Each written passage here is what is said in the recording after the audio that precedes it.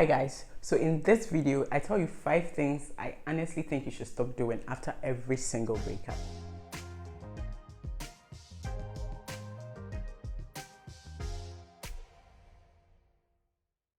So listen to this analogy, right? When you were in the relationship, this was the two of you plus him or her, right? Now the relationship is over and you feel like you can literally die. This is why.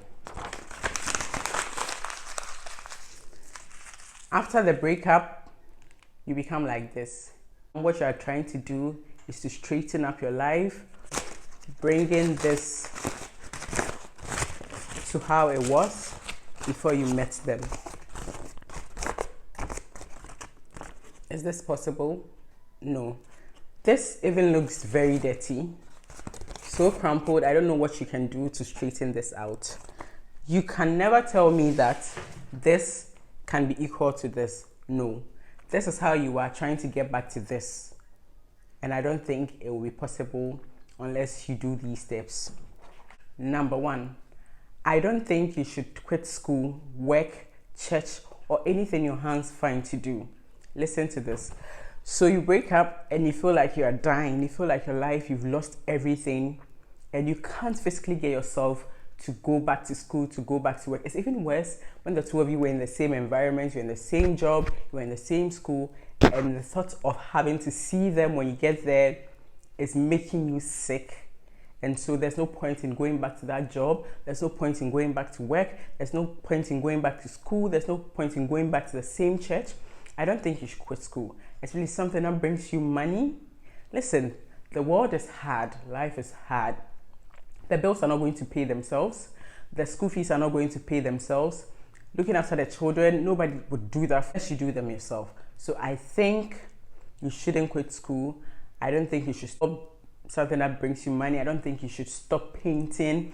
I don't think you should stop reading that book. I don't think you should stop writing that book. I don't think you should stop writing that job proposal. I don't think you should stop writing that business plan because you feel heartbroken.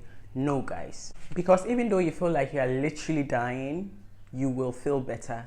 You will be okay. And when you are done, where would you get that job from? Where would you get... I know you feel like nothing seems to be working right now, but you are going to be okay in the next minute, in the next 2 months, in the next year. And if you quit that job, what will show for it? If you quit that career, what will you show for it? And it's funny, even though they hurt you, or even though you feel heartbroken, even if you're the one who hurt them, listen, life is not a Nigerian movie, I'm sorry. Life is not Hollywood or Bollywood. Life is not going to stop because you are heartbroken. Life still keeps going on. So please don't quit school, because when you feel better, you're going to look back and say that, oh, so I quit school for this, I quit my career for this, and the thought of regret is more painful than the regret itself. And knowing that you quit is more painful. It's very, very painful. So guys, I don't think you should quit school. I don't think you should quit anything your hands find to do because you're heartbroken. You would look back and you realize that you did the greatest mistake ever. Now on to point 2. This is a very dicey one. It's a bit tricky, but listen to me. I know some of you are going to come for me, but listen to me. And if you feel like I'm saying the truth, in the comment section below, please. Contrary to popular opinion, I don't think you should delete their messages, their chats, their pictures, or anything they send to you. Listen to me. Hold on. Listen to me. So when you are in a relationship, or when the relationship is over, the thought, people advise that you should delete their messages so that you can move on, blah, blah, blah, yada, yada. I don't think you should delete it right away. Hold on, guys.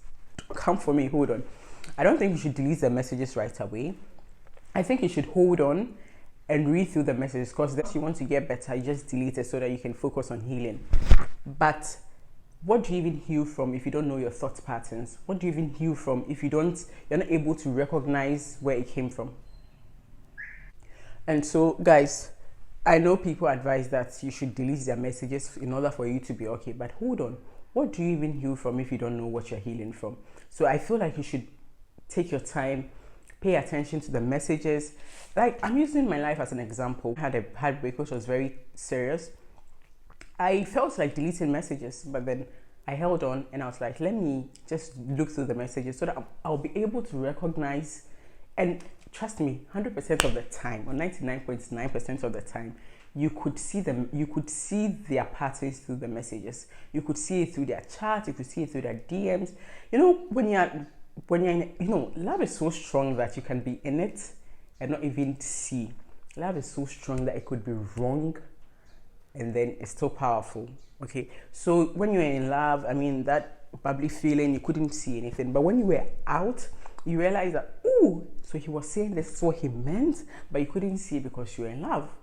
And it's not your fault. It's really not your fault, but I don't think you should delete messages because, hold on, it will make you see their thought patterns. It will make, and even for yourself, it will make you learn because you're able to recognize that, oh, this is how your responses are.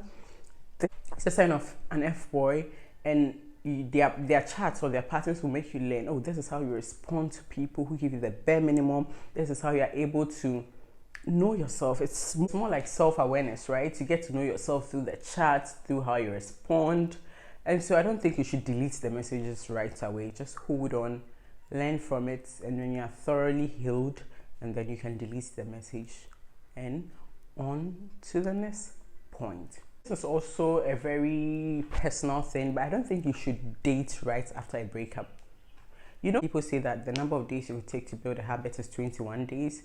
I think you shouldn't date, even if it's up to 21 days, you shouldn't date until you do some soul searching. Listen to me, guys. So the tendency of going to date right away after a breakup is very high. So that's how people do rebound. Even though you're heartbroken, you find yourself sleeping with the next guy, you find yourself kissing this guy, and like there's justification for it, right? Because you're hurt and you just need someone to take that pain away from you. I know it's understandable, but it's wrong. But I think you should promise yourself not to be in any steamy thing for 21 days. 21 days, because by then you would have built a habit, right? You would have built a habit, and then you'd know how to figure things out. So this is a personal one, but I think, you know how people do that 90-day rule? You could do that 21-day rule after a breakup, and then we see how it goes from there.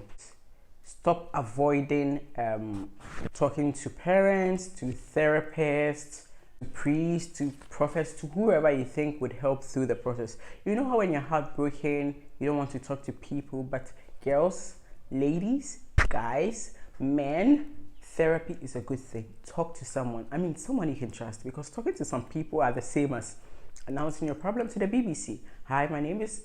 People would talk about you, but if you know someone you trust so well, I think you should talk to them. Like, there's no harm in talking to them, and it's for an objective test, right? Even though you may feel this way, the people could look at it from another lens and will give you perspective. And guys, if you know me, I believe that perspective is everything. So I think you should talk to other people. Don't refrain from talking to therapists, your parents, and trust me, most of the time your parents know better, even though they are not able to communicate because they are not part of your generation, or they don't know how your generation thinks and all that.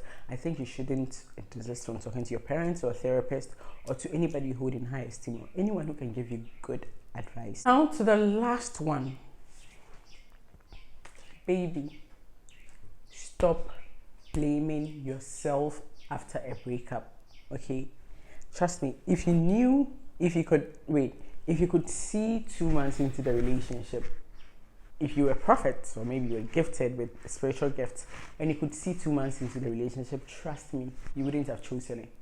But you don't have that gift, you are not all-knowing, you are not God. And so stop blaming yourself, stop trying to make yourself feel less of a human being because they left you for that girl with a fat ass, they left you for that girl with a brighter smile. And there's beauty in naivety, okay? If you knew better, you would have done better. And also have this mindset: when better is coming, good has to go, okay? You should always have this mindset that man's rejection is God's protection. So stop blaming yourself, stop making yourself feel less of a girl, stop making yourself feel less of a human being, stop making yourself feel less of a boy, okay? So stop blaming yourself. If you knew better, you would do better. Trust me, if you knew better at that point in time, you'd do better. So stop blaming yourself. So whatever you're blaming yourself from, stop it. You're not God. God knows better. And it's not even your fault, because you know how people say, there was this woman I was listening to and she was like, vulnerability is a risk you take when you want to feel connection, right? And so you can't blame yourself for being vulnerable, you can't blame yourself for being in that space, right? Because you wanted to feel connection. And there's no, listen, love is such a beautiful gift. Love or being in relationships are so important. If you talk to behaviorists, right, they'll tell you that love is so powerful. Relationships are beautiful, but they're also hard work. And so if you knew that you would be in that sense, or you would be in that particular environment, the point where you are so heartbroken, you feel like you've lost your life, you've lost your career, you've lost your body, you've lost your youth, you wouldn't. So please stop blaming yourself. I hope this video is so beneficial to you, and I really hope you find the love of your life, and when you do, invite me to that wedding.